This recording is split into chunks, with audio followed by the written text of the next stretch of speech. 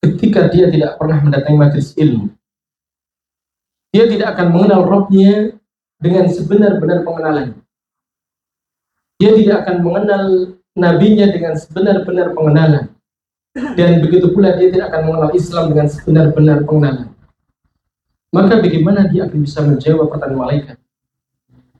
Bagaimana dia akan meraih riyadhul jannah, taman surga di akhirat?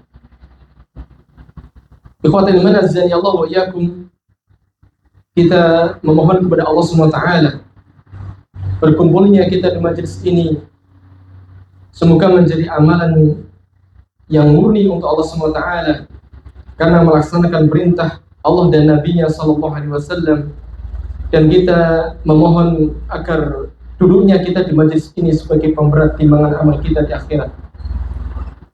Ikhwatal iman azani Allah wa iyyakum, sebagaimana yang antum ketahui bahwasanya dalam 1 jam ke depan insyaallah kita akan berbicara tentang muqtada syahadat anna Muhammad Rasulullah. Tuntutan atau konsekuensi siapa yang telah bersyahadat atau mengucapkan syahadat anna Muhammadan Rasulullah, bahwasanya Muhammad itu adalah utusan Allah. Ikhwatal iman azani Allah wa iyyakum, sudah menjadi kewajiban bagi setiap muslim agar ia berada di atas ilmu, baik ketika dia berbicara ataupun beramal. Sebagaimana Al-Imam Al-Bukhari dalam kitab sahihnya, ini Sahih Bukhari, beliau menuliskan satu bab al-ilmu qabla al-qawli wal-amal. Kewajiban untuk berilmu sebelum berbicara dan beramal. Al-Imam Bukhari dalam kitab sahihnya berdalil dengan satu ayat dari Al-Quran, surat Muhammad, fa'lam annahu la ilaha illallah. Maka ketahuilah, yakni berilmulah, ilmuilah. Ayat ini perintah agar kita berilmu. Fa'lam dalam bahasa Arab ini disebut dengan fil amr. Fil amr itu perintah. Al-amru fil asli, al-aslu fil amri al-wujud. Dalam kaidah fikih, asal perintah itu menunjukkan makna wajib. Kewajiban bagi setiap muslim adalah dia berilmu. Annahu la ilaha illallah, bahwasanya tidak ada ilah yang hak kecuali hanya Allah Subhanahu wa taala. Ayat ini menjadi dalil kewajiban berilmu sebelum orang berbicara, sebelum mengucapkan kalimat tauhid la ilaha illallah. Sebelum dia mengucapkan kalimat syahadat asyhadu anna Muhammadar Rasulullah. Barang siapa yang dia mengucapkan atau beramal tanpa ilmu, maka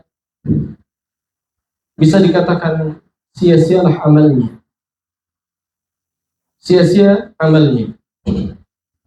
Oleh karena itulah Nabi kita Muhammad SAW menegaskan kepada kita semuanya tentang kewajiban menuntut ilmu. Dalam hadisnya beliau bersabda, talabul ilmi fardhatun ala kulli muslimin. Menuntut ilmu, yakni yang dimaksud adalah ilmu syar'i.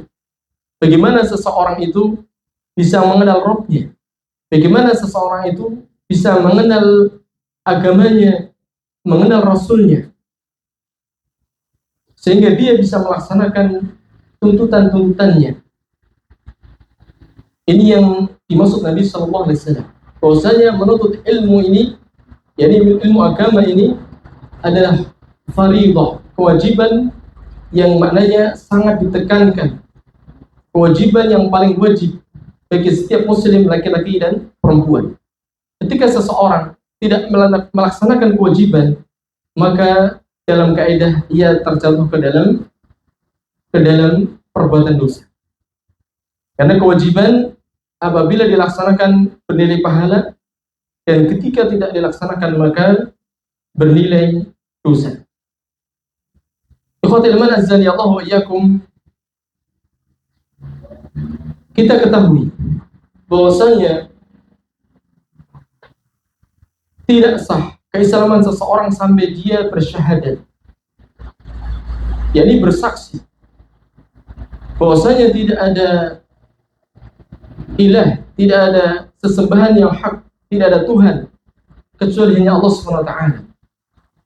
Dan dia juga harus bersaksi bahwasanya Muhammad sallallahu alaihi wasallam adalah utusan Allah. Ketika orang tidak bersyahadat dengan dua kalimat syahadat ini, maka tidak sah keislamannya.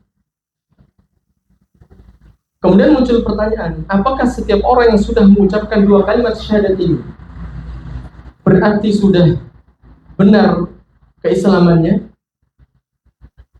Maka perlu kita perhatikan bahwasanya sekedar mengucapkan dua kalimat syahadat, kata para ulama, tidak mencukupi. Maka dua kalimat syahadat ini diharuskan setiap muslim untuk mengucapkannya, dan ada syarat-syarat yang harus dipenuhi agar ucapannya itu menjadi sah dan benar, bermanfaat baginya di dunia dan di akhirat. Ikhwatul iman azizani Allah wa iyyakum.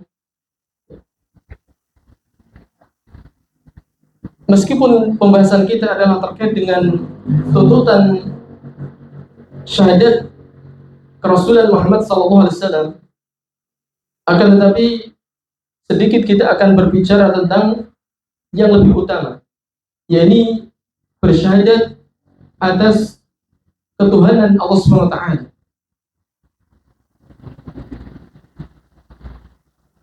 Kita nukilkan dari sebuah kitab karya seorang ulama besar,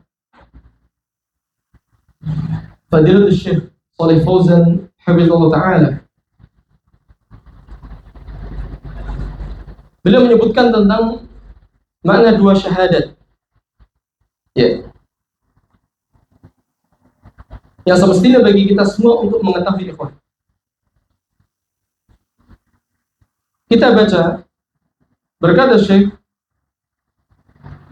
makna dari dua syahadat, makna syahadatain. Kita memulai dari yang pertama, makna syahadati an la ilaha illallah. Makna dari syahadat, yakni persaksian bahwasanya tidak ada ilah yang hak kecuali Allah. Maknanya adalah al-i'tiqadu wal iqraru annahu la yastahiqul ibadah illallah. Ya. Wal iltizamu dzalika wal amalu bihi. Makna dari syahadat la ilaha illallah adalah al-i'tiqad, yaitu meyakini, iqrar, mengakui bahwasanya tidak ada yang berhak untuk ibadah kecuali hanya Allah SWT. Wal iltizamu dzalika, dan melazimi hal ini, yakni terus menerus di atas keyakinan bahwasanya ibadah itu haknya Allah, terus menerus, wal amalu bihi, dan mengamalkannya. Adapun mengikrarkan saja, meyakini saja tanpa ada amal, maka tidak benar. Dia mencacati syahadatnya. Kemudian Fadilatul Syekh berkata, la ilaha nafyun listihqaqi man siwallah lil ibadah kainan man kana. Mana la ilaha, yang secara bahasa Indonesia tidak ada Tuhan. Mana dari kalimat ini adalah menafikan, mentiadakan keberhakan siapa saja selain Allah. Yani selain Allah tidak memiliki hak untuk ibadah, siapapun dia, meskipun dia memiliki kedudukan yang sangat tinggi di hadapan Allah SWT. Kita katakan misalnya Sayyidul Malaikah Jibril alaihi salatu wassalam, dia tidak berhak untuk diibadahi. Tidak boleh seseorang berdoa kepada Jibril, isti'anah, meminta pertolongan kepada Jibril, istighatsah, ya, meminta pertolongan di waktu sulit kepada Jibril, tidak boleh.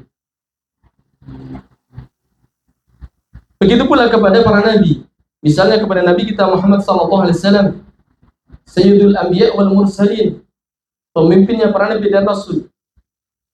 Tidak boleh seseorang berdoa kepada Nabi, ya Rasulullah ishfini, ya Rasulullah sembuhkan saya misalnya, ya Rasulullah al-khithna, ya Rasulullah tolonglah kami.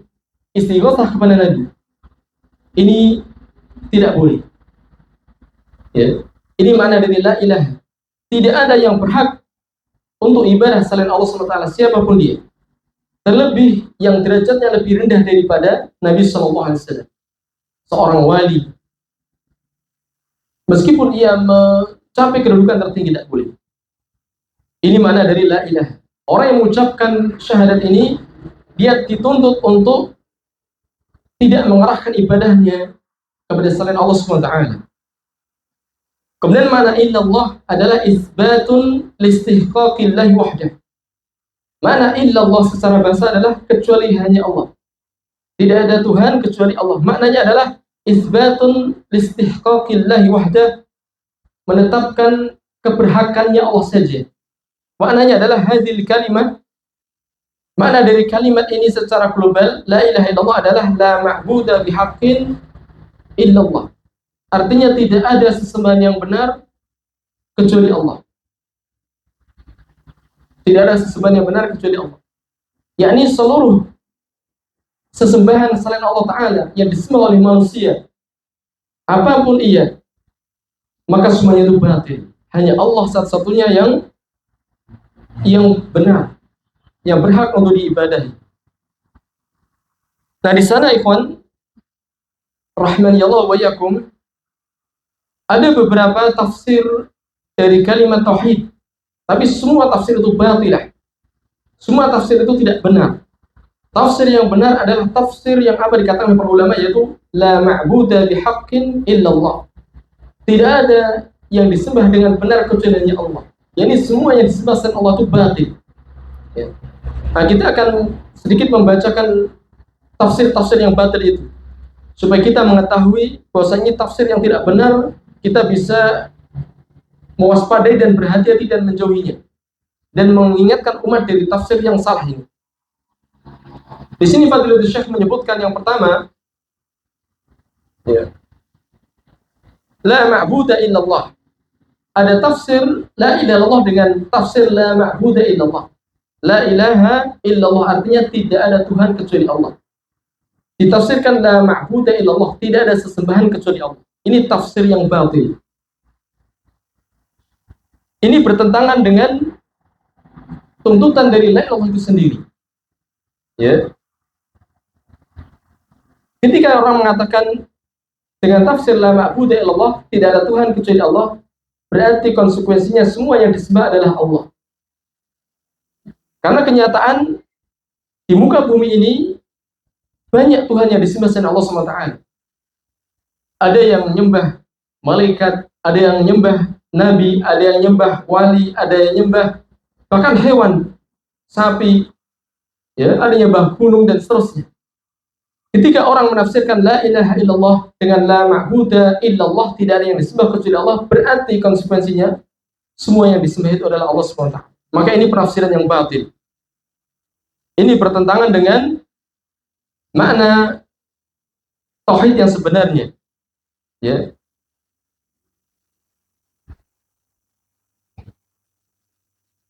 Ya. Karena tauhid yang sebenarnya kita sebutkan tadi, bahwasanya semuanya disembah selain Allah itu batil.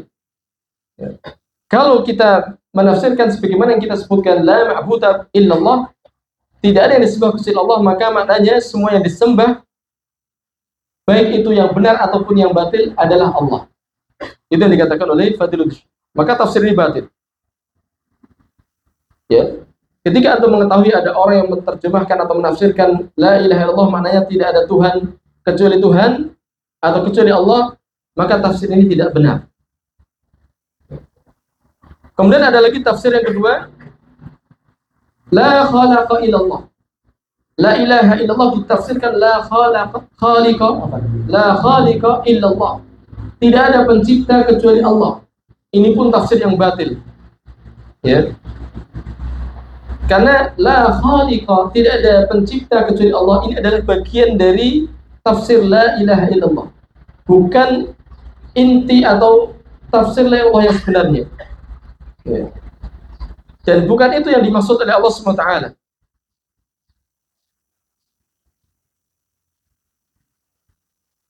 Karena kalau la ilaha illallah saja, ini berarti tafsirnya hanya menetapkan rububiyah Allah, yakni menetapkan perbuatan Allah SWT saja. Padahal maksud dari la ilaha illallah bukan itu.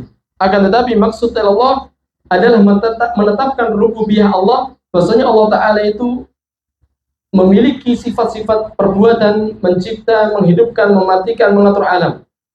Akan tetapi makna la ilaha illallah adalah lebih dari tauhid rububiyah, yakni mengandung di dalamnya tauhid uluhiyah. Yakni mengesahkan hanya Allah satu-satunya yang berhak untuk ibadah. Karena kalau hanya menetapkan tauhid rububiyah saja, maka orang musyrik pun menetapkannya.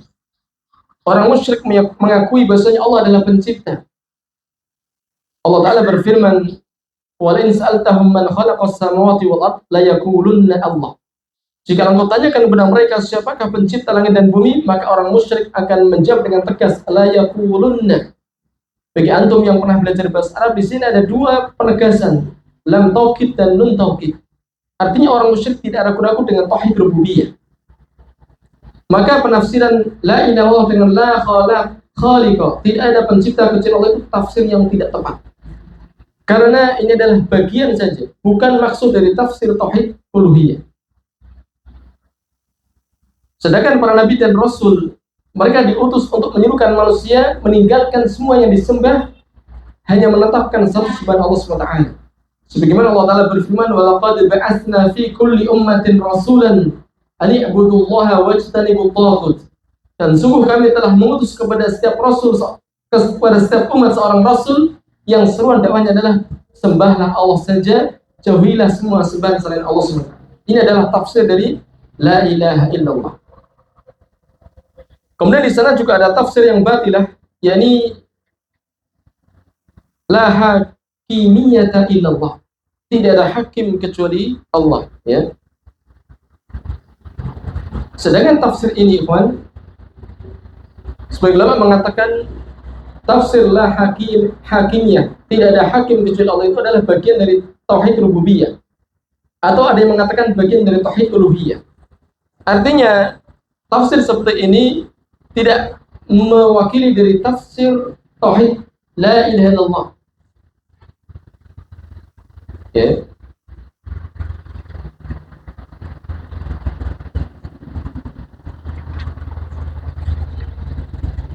Sedangkan tafsir yang sebenarnya, tafsir yang dipilih oleh salafus saleh, pendahulu dari umat ini dari kalangan para sahabat, para tabi'in, dan para muhakkikin, jadi para ulama yang telah melakukan penelitian dan pemastian bahwasanya la ilaha illallah itu maknanya adalah la ma'buda bihaqqin illallah. Tidak ada yang disembah dengan benar kecuali hanya Allah Subhanahu wa ta'ala. Nah, selanjutnya ikhwan, kita akan sebutkan secara ringkas, ya, tentang rukun dari dua syahadat. Syahadat la ilaha illallah dan Muhammad Rasulullah. Ini di antara thariqah para ulama di dalam mempelajari dan mengajarkan ilmu agama. Menyebutkan tentang ta'rif atau definisi suatu pembahasan, suatu ilmu. Kemudian setelah itu menyebutkan tentang rukun-rukunnya, syarat-syaratnya, dan pembatal-pembatalnya. Sekarang kita perhatikan, ya, bahwasanya dua kalimat syahadat ini ada rukunnya. Kita mulai dari rukun la ilaha illallah. La ilaha illallah itu ada dua rukunnya, an-nafyu wal isbat. Rukunnya adalah an-nafyu, pertama menafikan. La ilaha ini membatalkan semua jenis bentuk-bentuk peribadatan kepada selain Allah SWT. Kewajiban untuk mengkufuri semua yang disembah selain Allah Ta'ala. La ilaha. Ini rukunnya, an-nafyu. Kemudian rukun kedua adalah al-itsbat, yaitu menetapkan bahwasanya tidak ada yang berhak untuk ibadah kecuali hanya Allah SWT dan wajib mengamalkan itu. Ya. Dan kedua rukun ini tercakup di dalam Al-Quran. Surat Al-Baqarah.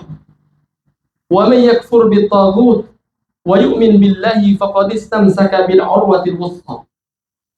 Rukun tadi pertama adalah nafi, menafikan semua sesembahan selain Allah, dan yang kedua adalah isbat, menetapkan sebenarnya untuk Allah Ta'ala. Rukun ini ada di dalam satu ayat dari surat Al-Baqarah ayat 256. Wa may yakfur bitaghut faman yakfur bitaghut. Maka siapa yang ia kufur kepada taghut, yakni ma'ubida min dunillah, semua yang disembah selain Allah Ta'ala. An-nafyu, menafikan semua yang disembah selain Allah Ta'ala.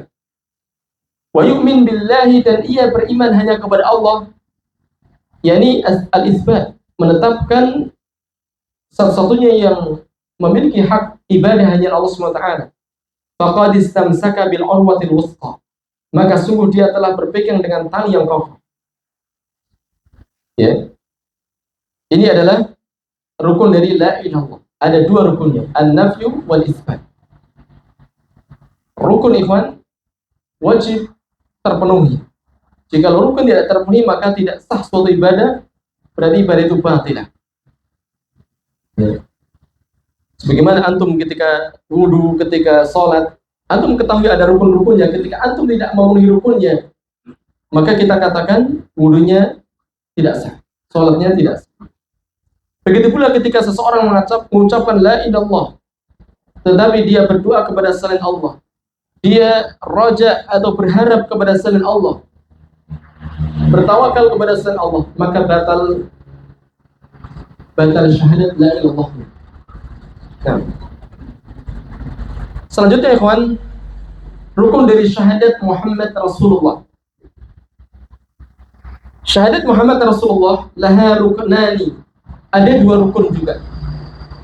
Ketika kita bersyahadat asyhadu anna Muhammad Rasulullah, maka perhatikan ada dua rukun padanya. Berkata Syekh, wahuma, rukunnya itu adalah abduhu wa rasul. Rukunnya adalah abduhu, yang pertama Muhammad adalah hamba Allah, itu rukun pertama. Rukun kedua rasul, dia adalah utusan Allah Subhanahu wa taala. Berkata Syekh Saleh, wahuma yunfiyani al-ifrata wa tafrita fi haqqihi sallallahu alaihi wasallam. Dan kedua rukun ini menafikan atau mentiadakan ifrat dan tafrit. Ifrat itu berlebihan, meninggikan derajat Nabi SAW melebihi dari apa yang Allah tempatkan beliau, menyandingkan Nabi dengan Allah SWT, menyamakan Nabi dengan Allah SWT, itu namanya ifrat. Saya ulang lagi, rukunnya ada dua. Yang pertama adalah abduhu, yang kedua rasul. Dan kedua rukun ini adalah menafikan ifrat yang pertama, kemudian menafikan tafrid yang kedua. Ketika seseorang mengucapkan Muhammad abduhu, Muhammad adalah hamba Allah, berarti kita tidak boleh berdoa kepada Nabi, tidak boleh beristighotsah kepada Nabi. Artinya Rasulullah SAW tidak memiliki sifat rububiyah, begitu pula uluhiyah. Berarti Nabi tidak memiliki hak untuk diibadahi. Itu maknanya. Oleh karena itulah Nabi SAW dalam sebagian riwayat ketika beliau mendatangi suatu kabilah, kemudian kabilah ini berdiri bersegera menyambut kedatangan Nabi SAW.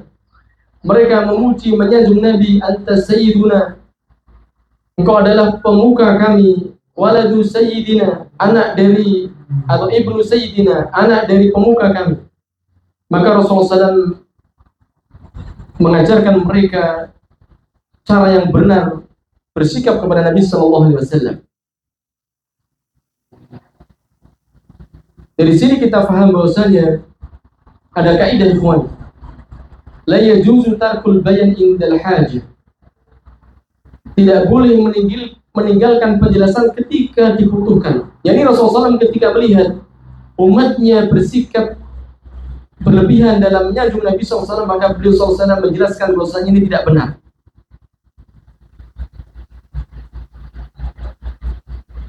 Lalu Rasulullah SAW mengajarkan kepada mereka agar mereka tidak berdiri menyambut Nabi Sallallahu Alaihi Wasallam dan beliau mengajar kepada mereka As-Sayyid Allah Tabaraka Ta'ala. Sayyid itu adalah Allah Tabaraka Ta'ala. Beliau mengatakan qulu biqaulikum ana Abdullah wa Rasul. Ucapkan sebagaimana perkataan kalian, aku adalah hamba Allah dan utusannya. La tuturuni kama atartin Nasara ibn Maryam. Jangan kalian itra, yakni memuji dan menyanjung yang melampaui batas sebagaimana orang-orang Nasrani telah melampaui batas ketika menyanjung putra Maryam.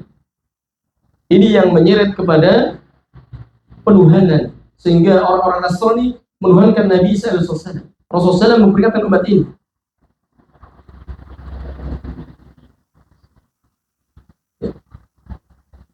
Kemudian rukun kedua adalah tafrid. Tafrid yakni meremehkan Nabi Sallallahu Alaihi Wasallam, meremehkan hak Nabi Sallallahu Alaihi Wasallam, yakni mengingkari risalahnya, tidak mengimani kerasulannya, sebagaimana orang-orang musyrik. Orang musyrik, ikhwan, mereka mengetahui bahwasanya Nabi SAW adalah utusan Allah. Berkata Syekh Saleh, Syekh Shalih Fauzan dalam Minhatul Rabbaniyah mengatakan fal musyrikun ya'tarifuna annahu Rasulullah. Orang-orang musyrik itu sebenarnya mengakui kalau Muhammad sallallahu alaihi wasallam adalah utusan Allah. Yani Abu Jahal, Abu Lahab dan yang lainnya meyakini. Mana dalil? Allah Ta'ala berfirman, qad na'lamu innahu la yahzunuka alladhi yaqulun.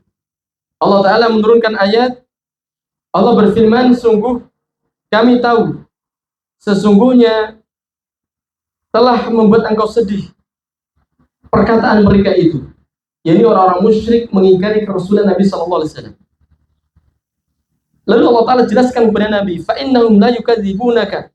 Sesungguhnya orang musyrik itu tidak mendustakan kamu, yakni mengakui dengan hatinya bahwasanya beliau adalah utusan Allah.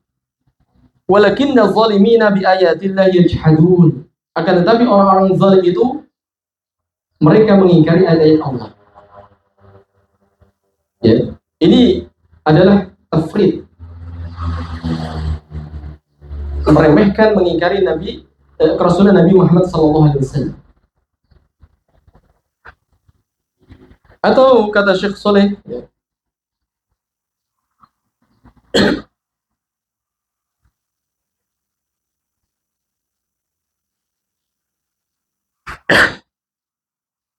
sebagian orang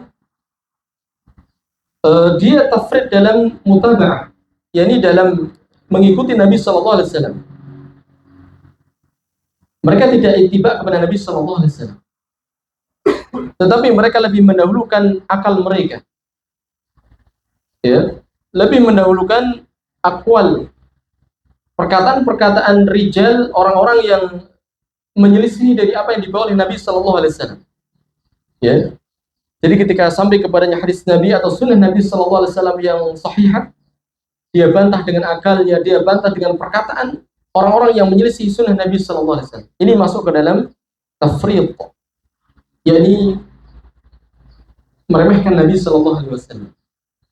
Maka perlu diperhatikan, ikhwan, ketika kita mengucapkan syahadat asyhadu anna Muhammad Rasulullah, maka kita harus memenuhi dua rukunnya. Yang pertama, kita tidak boleh hulu, ya, yakni meninggikan derajat beliau melebihi dari tingkatan ubudiyah. Rasulullah SAW adalah hamba Allah Ta'ala. Tidak boleh kita meninggikan derajat beliau sampai kemudian mencapai tingkatan ibadah. Kita beribadah kepada Nabi, tidak boleh. Istighatsah kepada Nabi, meminta hal-hal yang Nabi tidak sanggup, kecuali Allah SWT yang sanggup, untuk memenuhi hajat, untuk melapangkan kesulitan. Ini namanya ifrat. Ya. Ini rukun pertama, tidak boleh ifrat. Kemudian yang kedua, tidak boleh tafrid, yakni merendahkan, meremehkan Nabi SAW, tidak mengakui risalahnya atau meninggalkan sunnahnya, mengikuti hawa nafsu, akalnya atau pendapat manusia yang menyelisih sunnah Nabi SAW. Ini dua rukunnya. Kemudian ikhwah,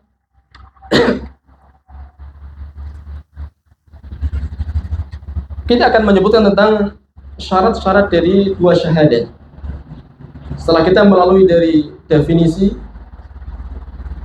kemudian rukun, sekarang kita akan melihat syarat-syaratnya dua kalimat syahadat. Kita mulai dari syahadat la ilaha illallah.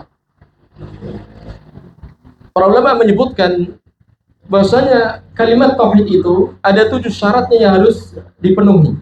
Kita akan bacakan secara ijmal, secara global ya. Yang pertama adalah al-ilmu, al-munafi lil jahl.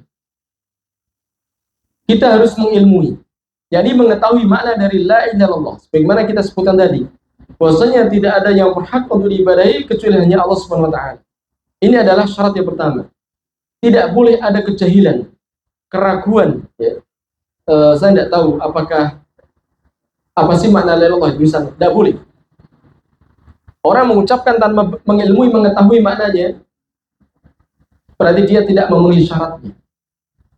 Ketika tidak terpenuhi syaratnya, maka tidak sah perkataannya. Kemudian syarat yang kedua adalah al-yakin al-munafi lisyak. Dia harus yakin. Yani tidak ada sedikit pun keraguan di dalam hatinya tentang dengan makna la ilaha illallah. Dia meyakini dengan seyakin-yakinnya bahwasanya di alam semesta ini, baik di bumi ataupun di langit, tidak ada ilah kecuali hanya Allah saja. Allah adalah ilahnya penduduk langit, dan Allah adalah ilahnya penduduk bumi. Ya. Kemudian yang ketiga, al-qabul, al-munafi lirad. Syaratnya harus menerima. Tidak ada penolakan terhadap makna dari la ilaha illallah. Ya. Kemudian yang keempat, Syekh Shalih memberikan contoh di sini ya. Ya, misalnya saya menyebutkan bahasanya ada satu kelompok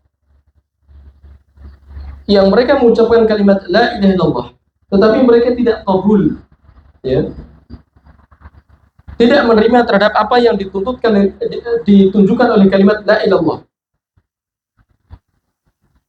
Allah Ta'ala berfirman, innahum kanu idza qila lahum la ilaha illallah yastakbirun. Sesungguhnya mereka itu ketika dikatakan kepada mereka la ilaha illallah, tidak boleh ada yang diibadahi kecuali hanya Allah, yastakbirun, mereka tidak mau, ingkar. Wa yaquluna, dan mereka mengatakan, a inna la tariku alihatina li syairin majnun. Apakah kita akan meninggalkan sesembahan kami gara-gara penyair yang gila ini? Berkata Syekh Shalih, hadza kahali ubadil kubur al-yawm. Ini seperti kondisi para penyembah kuburan hari ini. Mereka mengucapkan la ilaha illallah, tetapi mereka tidak menerima dari konsekuensi la ilaha illallah. Mereka tidak mau meninggalkan ilah-ilah mereka. Ya. Jadi syarat yang ketiga, ikhwan, harus qabul, menerima dari apa yang ditunjukkan dari mana la ilaha illallah. Kemudian yang keempat, yaitu al-inqiyad. Al-inqiyad yakni tunduk. Ya. Allah Ta'ala berfirman, wa man yuslim wajhahu ila Allah wa huwa muhsinun faqad istamsaka bil urwatil wuthqa. Siapa yang dia menyerahkan wajahnya, jadi taslim kepada Allah, berserah kepada Allah SWT, ya, apapun yang Allah Ta'ala sampaikan, ia menerima dengan sepenuhnya. Wa huwa muhsin, sedangkan dia berbuat ihsan, yakni beribadah dengan ihsan, mukhlisan fil ibadah lillahi ta'ala, memurnikan ibadah itu hanya untuk Allah dan mengikhlaskan dalam ittiba, hanya satu-satunya yang diikuti Nabi Muhammad SAW. Itu makna dari muhsin. Sebagaimana disebutkan tafsir dari salaf ketika menafsirkan satu ayat, alladzi khalaqal mauta wal hayata liyabluwakum ayyukum ahsanu amala. Allah yang telah menciptakan kehidupan dan kematian, liyabluwakum, untuk menguji kalian, ayyukum ahsanu amal, siapa di antara kalian yang paling ihsan, yakni muhsin di dalam beramal. Yani dikatakan orang itu muhsin ketika akhlasuhu al-amal lillah, memurnikan amalnya untuk Allah, waswabuhu, dan paling benar amalannya yaitu ittiba sunnah Nabi SAW.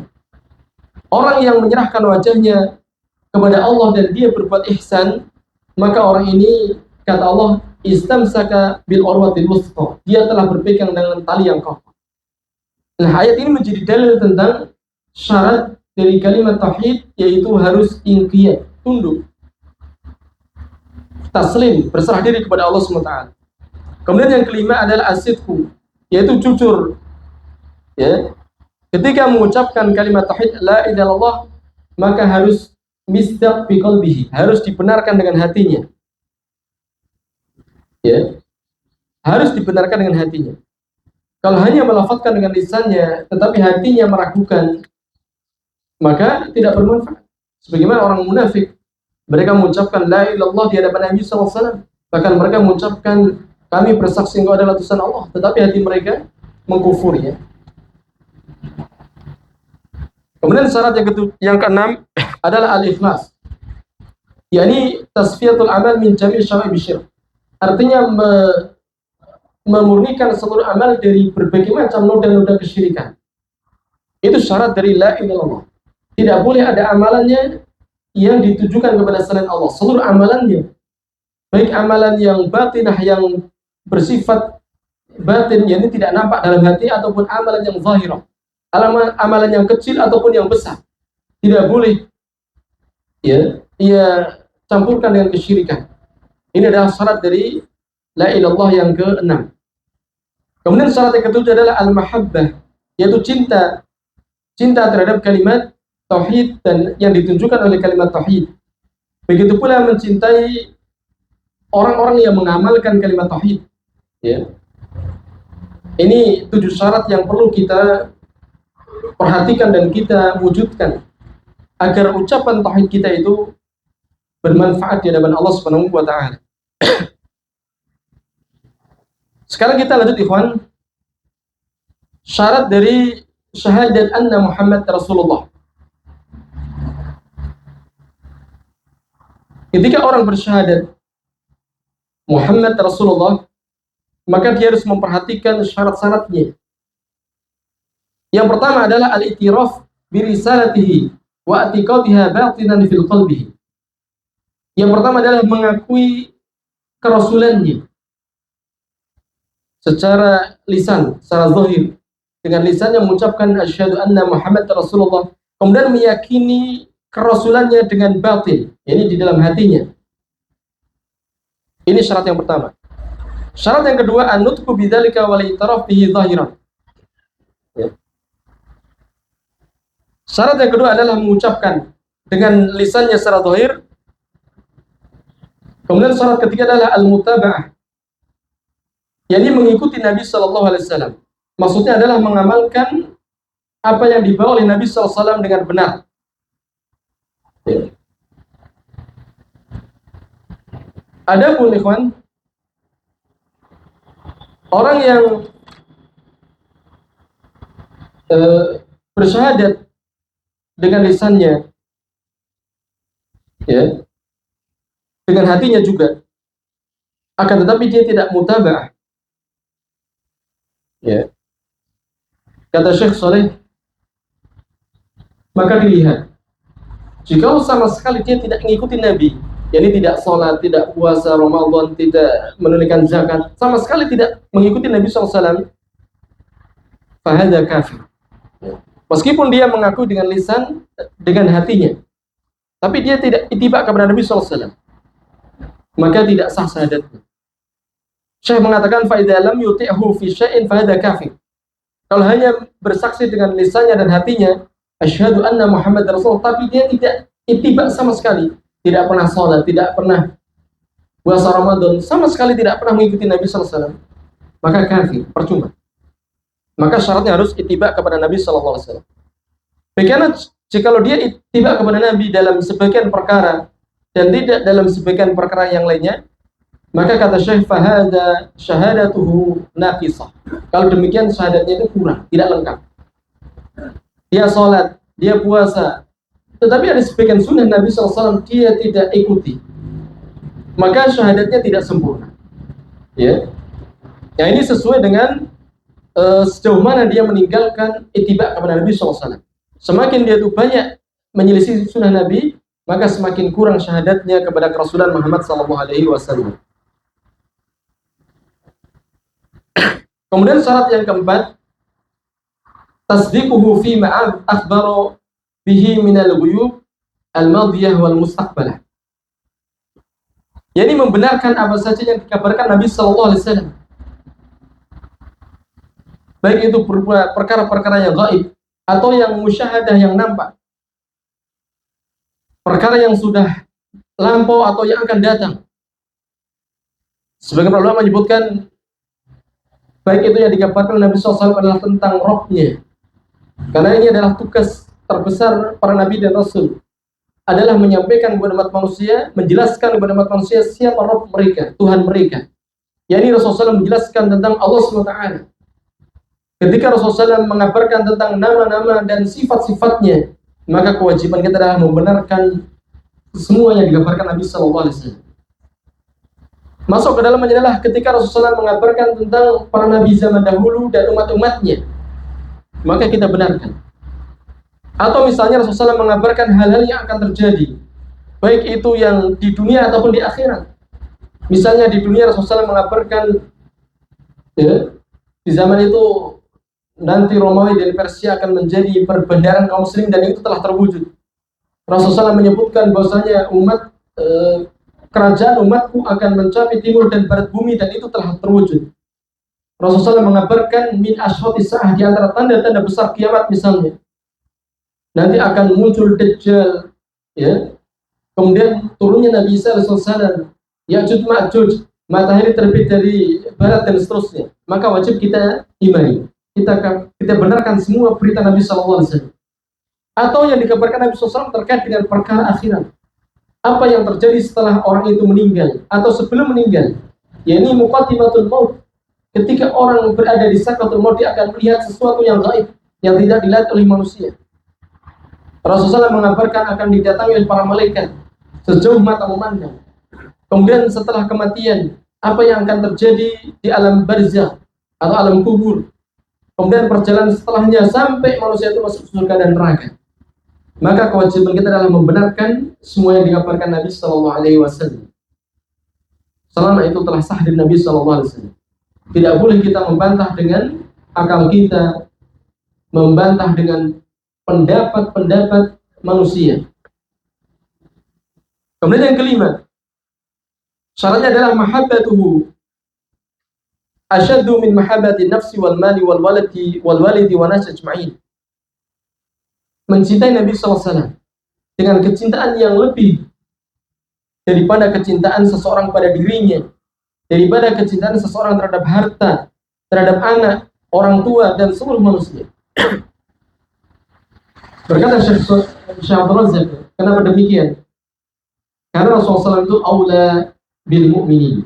Rasulullah SAW itu lebih utama dibandingkan dengan orang mukmin itu sendiri. Allah Ta'ala berfirman, laqad ja'akum rasulun min anfusikum azizun alaihi ma'anittum harisun alaikum bil mu'minina raufur rahim. Allah Ta'ala mengabarkan kepada kita, telah datang kepada kalian seorang rasul dari diri kalian, yang ia merasa berat apa yang menimpa kalian. Jadi apa yang membuat kalian itu berat, Rasulullah berat. Dan dia memiliki sifat haris, ini semangat atas kebaikan kalian, sangat menginginkan atas kebaikan kalian, ingin agar seluruh manusia itu masuk ke dalam surga, ingin agar manusia semuanya beriman kepada Allah SWT. Bil mu'minina raufur rahim. Rasulullah SAW itu sangat penyayang terhadap orang-orang mukmin. Dan kalau kita belajar bahasa Arab, ikhwan, rauf, rahim, ini termasuk sighah mubalaghah.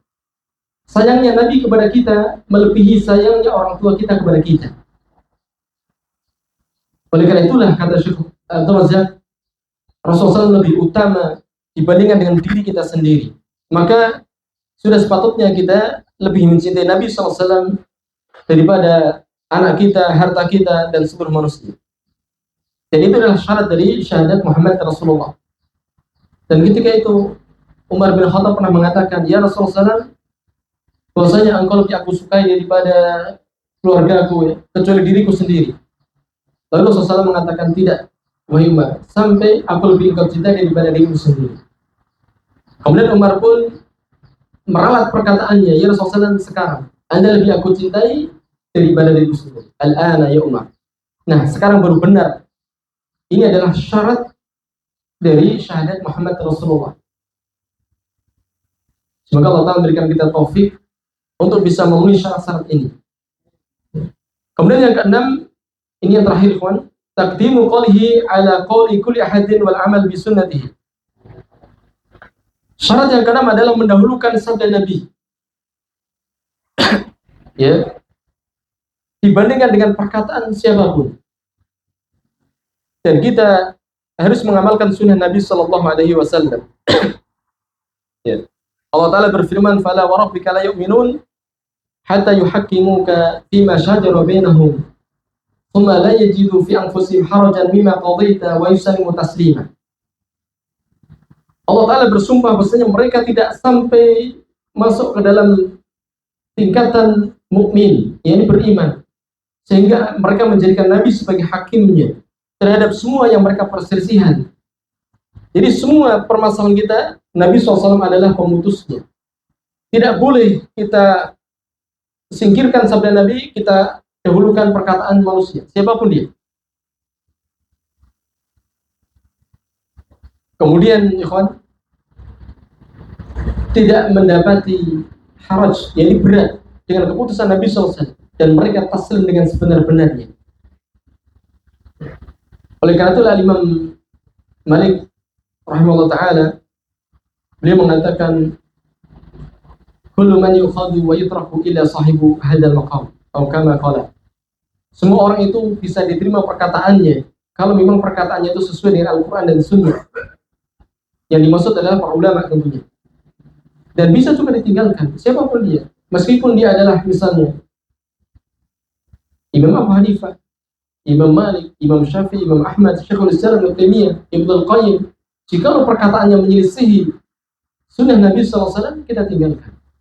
Yang kita ikuti adalah Nabi SAW. Dan Imam Malik berdalil dengan satu ayat, "Famadza ba'dal haqq illa dhalal." Kebenaran itu hanya satu. Kebenaran adalah apa yang ada pada Nabi SAW. Adapun selain Nabi SAW, maka adalah batil. Maka kewajiban kita adalah mendahulukan sabda Nabi SAW atas perkataan siapapun. Disebutkan dalam asar Ibnu Abbas radhiyallahu ta'ala anhuma, disebutkan dalam kitab Tauhid, ketika beliau ditanya dengan beberapa permasalahan, kemudian beliau sampaikan sunnah Nabi SAW. Sebagian tabi'in mereka menukil perkataan Abu Bakar, menukil perkataan Umar. Lalu beliau pun marah.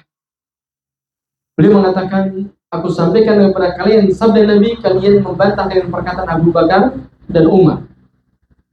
Padahal kita semuanya sepakat, bahwasanya Abu Bakar dan Umar adalah manusia terbaik setelah Nabi SAW, setelah para Nabi dan Rasul.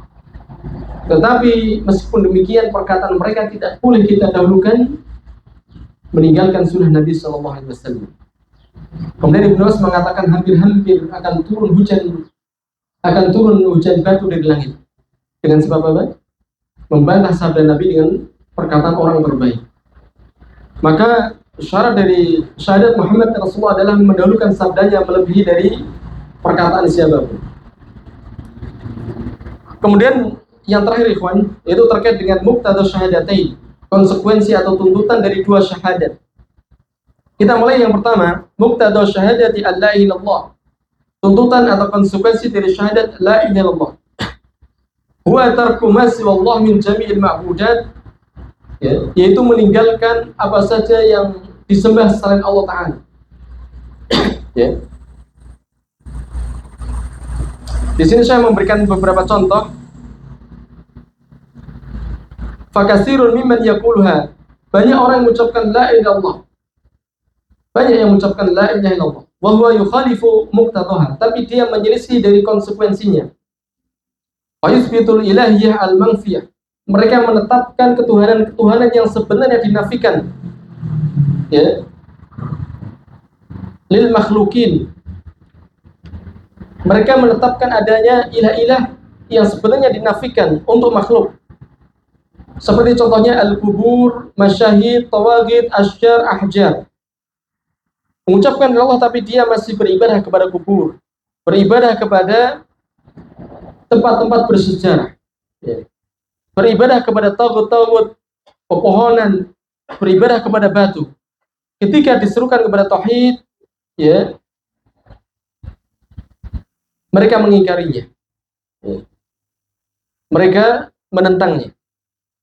Maka perlu kita perhatikan tuntutan dari orang yang mengucapkan la ilaha illallah, dia harus meninggalkan peribadatan kepada selain Allah Subhanahu wa taala. Kemudian yang kedua, muqtada syahadati anna Muhammadan Rasulullah. Sekarang kita akan melihat tuntutan dari syahadat Muhammad Rasulullah. Ta'atuhu fi ma amara. Orang yang bersyahadat Muhammad Rasulullah, dia harus mentaati apa saja yang diperintahkan Nabi. Dan agar kita bisa mewujudkan ketaatan pada perintah Nabi, maka tidak ada jalan lain bagi kita kecuali kita mempelajari sunnahnya. Ini diantara siriyah kenapa Rasulullah SAW memerintahkan kita untuk menuntut ilmu. Dan beliau SAW mentarghib kepada umat ini melalui riwayat dari Muawiyah bin Abi Sufyan, "Man yuridillahu bi khairan yufaqqih fid din." Siapa yang Allah Ta'ala kehendaki padanya kebaikan, Allah jadikan orang itu faqih terhadap agama. Yani mafhum mukhalafahnya, ketika orang Allah tidak kehendaki kebaikan, dia akan jahil terhadap agamanya. Maka agar kita bisa mentaati perintah Nabi, melazimkan bagi kita untuk mempelajari sunnah Nabi Sallallahu Alaihi Wasallam, baik dari akidah Nabi Sallallahu Alaihi Wasallam atau fikih ibadahnya, akhlaknya, muamalahnya dan seterusnya. Kemudian tasdiquhu fi ma akhbara, membenarkan apa saja yang dikabarkan Nabi Sallallahu Alaihi Wasallam. Wajtinabu ma naha anhu wa zajara, dan menjauhi apa saja yang beliau larang. Yang beliau larang. Misalnya yang paling beliau larang adalah syirik. Ini sebesar-besar yang dilarang Nabi Sallallahu Alaihi Wasallam. Rasulullah SAW berkata kepada para sahabat, "Innama akhwafa ma akhafu alaikum asyirkul asghar." Sesungguhnya yang paling aku takutkan atas kalian adalah syirik kecil. Para sahabat bertanya, apa itu wahai Rasulullah? Beliau mengatakan, riya. Riya. Ini beramal agar dilihat oleh manusia. Rasulullah menyebutkan, nanti ketika Allah Ta'ala telah memutuskan di hadapan manusia, yakni manusia dikumpulkan di mahsyar, Allah Ta'ala putuskan semuanya. Sebagian masuk surga, sebagian masuk neraka. Maka Allah Ta'ala katakan kepada mereka yang riya ketika di dunia, idhabu, pergilah kalian kepada orang-orang yang dahulu kalian riya kepada mereka di dunia. Perhatikan, apakah kalian dapat balasan dari mereka. Rasulullah mentarhib, menakut-nakuti para sahabat dengan syirik kecil, ikhwan. Padahal mereka adalah sahabat Nabi SAW. Orang terbaik dari umat ini. Orang yang paling baik hatinya, orang yang paling banyak amaliyahnya. Rasulullah SAW khawatir kepada mereka. Dan ini syirik kecil. Bagaimana ketika Rasulullah SAW mengkhawatirkan syirik kecil yang padahal syirik kecil itu tidak membuat orang keluar dari agama. Terlebih syirik besar, Nabi SAW lebih menakutkan, lebih takut ya, atas umat ini ketika tertimpa syirik besar. Rasulullah SAW mentahdir kita, memperingatkan kita dari bahaya syirik.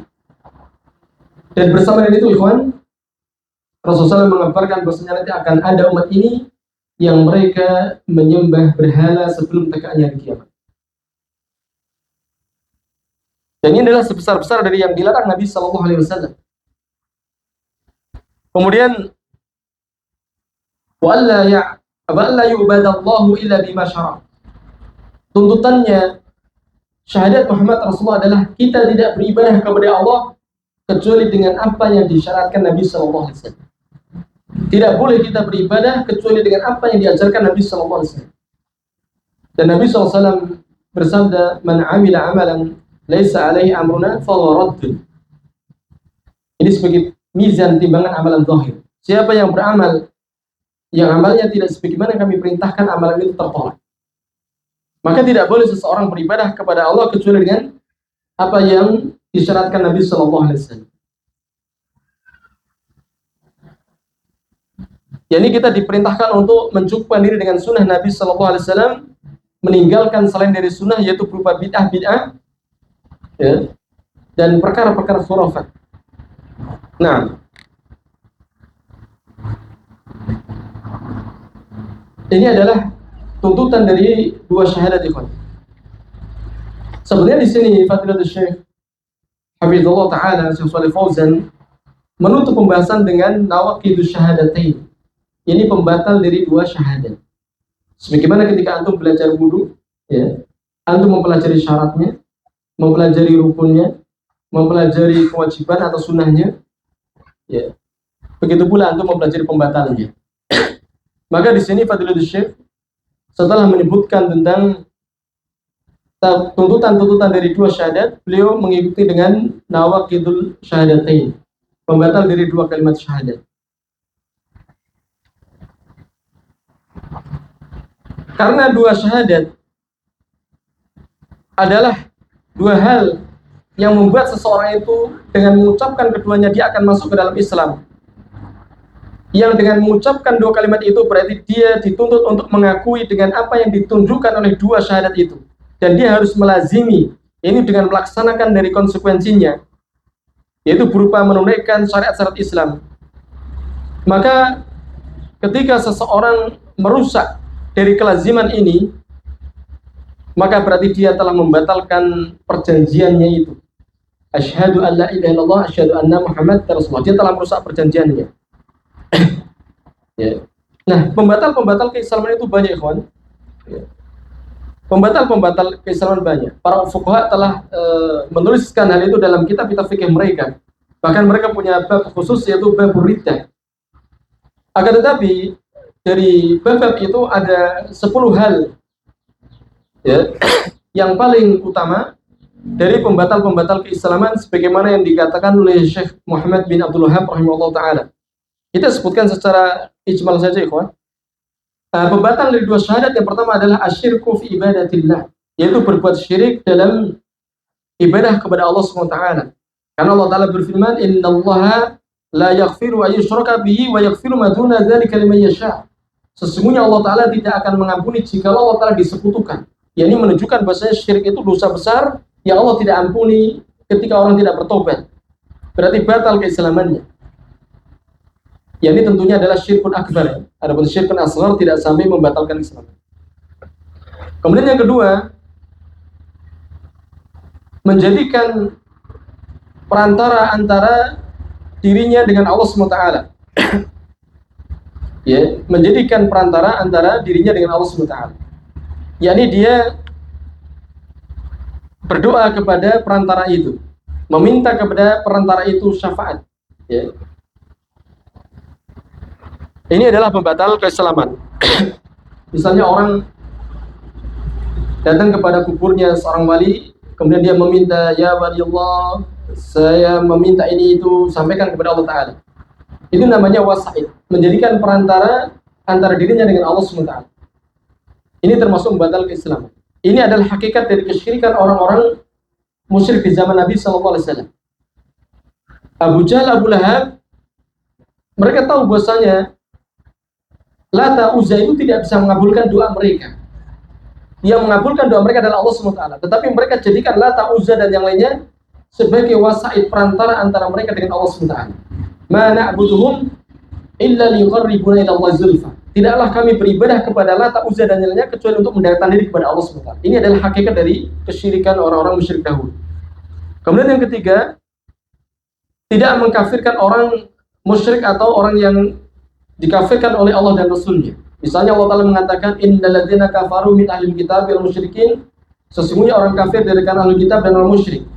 Ayat ini berbicara bahwasanya orang di luar Islam adalah kafir.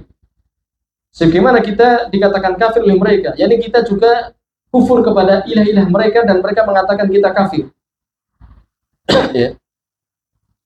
Kemudian yang keempat, meyakini bahwasanya ada selain petunjuk Nabi yang lebih sempurna. Meyakini ada selain petunjuk Nabi yang lebih sempurna. Ini membuat batal keislamannya. Kemudian yang kelima, membenci sebagian dari apa yang dibawa oleh Rasulullah SAW. Meskipun dia mengamalkannya, tapi dia benci, itu adalah pembatal keislaman. Kemudian yang keenam, mengejek sebagian dari agama Rasulullah SAW, ya, mengecek syariat Nabi Sallallahu Alaihi Wasallam, ini juga pembatal keislaman. Kemudian yang ketujuh adalah sihir. Ya, sihir ini ya bermuamalah dengan jin. Ini membatalkan keislaman ya. Kemudian yang kedelapan adalah muzaharatul musyrikin wa muawanatuhum 'alal muslimin. Membela atau menolong orang-orang musyrik untuk memerangi kaum muslimin.